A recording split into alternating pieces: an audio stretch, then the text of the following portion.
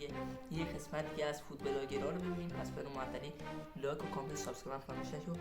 بزنیم بریم سراغ خیلی خفن. لیتس گو که شروعش کنیم. قنادی سینا تأسیس 1327. 80 سال پیش از یه مدل تنور خاص برای شیرینی‌پزی استفاده می‌کردن، چون موقع هیچ فری نبود. نونای نونخامه‌ای تو این تنور درست میشه، بعدش میره برای مرحله پر کردن خامه. این سایز بزرگ نونخامه‌ایاشونه که خیلی جذابه، ولی خیلی بزرگترش هم اگه بخوایم براتون میذارم. هم قنادی سینا هم قنادی سعید برای جیربندیه که از همون سال‌ها تو محدوده میدون انقلاب دارن فعالیت می‌کنن. بریم بعدیو ببینیم. یه جایی آوردمت که کف قیمت سوسیس کالباس ایرانه ها. هر چی دوست داری اینجا میتونی تهیه بکنی به قیمت کف بازار. اینا هم هست.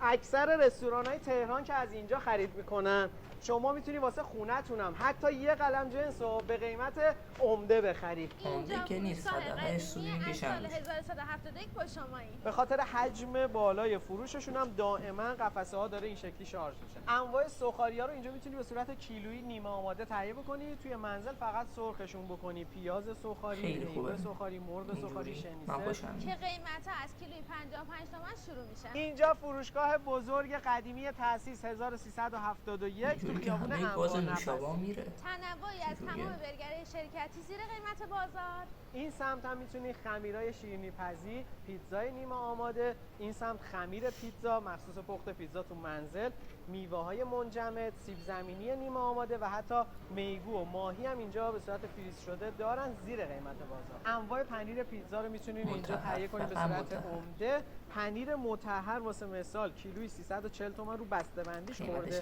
اینجا می‌خرین 218 تومن. این یخچال بسیار بزرگ که می‌بینین تمام اقلام لبنیاتی که توی همه فروشگاه‌های بزرگ هست دارن به قیمت عمده. از بیشتر از 10 تا برند معتبر بازار اینجا محصولات پروتئینی دارن. این بعدیو ببینیم. اینم از گوجه‌های کبابی بوز گرفته شدهمون. گوجه‌هامون له میشن. بکنیم پرسم برنج ایرانی درجه 1 که میاد روش. کباب بازاری درجه 1 تبریز. اینم کره نیوزلندی معروف. امیر دیگه نمیخوام خودت قاطی کنی. من راحتش کردم برات. راست میگی، من اینجوری دوست دارم خیلی. اصلا کبابو باید اینجوری خورد. ببین چی شد امیر خان. چلو بازاری کوبیده. اینم نثار زعفرونی. چلو بازاری میکسمون یه جوجه سه کوبیده. اینم نثار زعفرونیش. چلو بازاری بختیاریمون نثار زعفرونیش، یه سیخ هم دنبه میاد روش. اینم چلو بازاری سلطانی که یه سیخ چنجه داره، یه سیخ هم از این کوبیده میاد کنارش. نثار زعفرونی و یه سیخ دنبه. این چلو بازاریمون از 350 تومن شروع میشه تا سلطانی بختیاریمون که 450 تومنه. دقیقاً دوستان من اینجوری دوست دارم دیگه. ببینید اینجوری خودم قاطی میکنم که زحمتشو افتاده به گردن شما. قاطی کردن ما دوست داریم کیف کنن مشتریامون. سوخاری قابلمه هات کیلویی خوش اومدین. اینجا با 500 تومن میتونین رون سوخاری هم بگیرین. 12 تا دیگه رون سوخاری. 4 چند دیگه؟ 12 8 ماشاءالله 10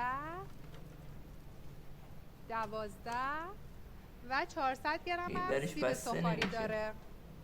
400 گرم هم سیب سوخاری داره که راحت واسه 4 5 نفر کافیه. خیلی ظرف بزرگ کردیم. گرم میبریم برای خودتون. بریم بعدیو ببینیم. پیتزای پول بیفمون از 350 گذاشتیمش فقط 209 تومن، چون روی این آیتم ادعامون میشه و دوست داریم شما هم بیاین و تست کنید و نظرتون رو بهمون بگید. فکر کنم معلومه چرا این همه پیتزا پول بیف دارم با خودم میبرم. هاتداگای قبل از این یه سوء تفاهم بوده. اینم از پنیر هاتداگامون. این هاتداگمون هم هاتداگ شیرازیه. هاتداگا پنیر میخورن و میرن توی فر. این هاتداگ با روستیف و کمتر جایی میتونید پیدا کنید.